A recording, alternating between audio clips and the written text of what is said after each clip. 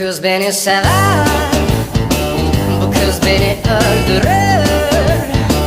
Bu kız bana güzel hayaller gördürür. Bu kız beni tutar ve kendine çeker. Bu kızla bana bir oda, bir yatak, bir kütüphane yeter. Belli ki bir sır vardı onun sesinde. Her düşündüğümde onu beyaz elbisesinde bela bulur beni ve uyku kaybolur gibi. Bu kız beni görünce gülümser. Bu kız beni sever, bu kız beni öldürür. Bu kız bana güzel hayaller gördürür. Bu kız bana güzel yalanlar söyletir.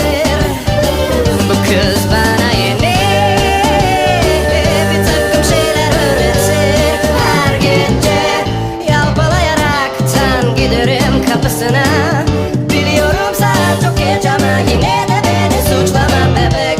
Sevişmek ne demek? Çizgi filmler mi izlesek, hiçbir yere de gitmesek, hiç kimseleri görmesek ama aşktan da ölmesek yeah.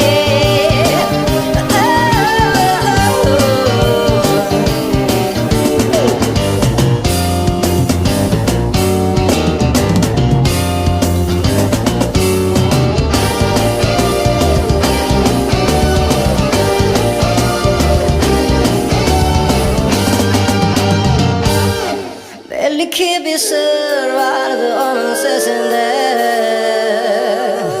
Her düşündüğüm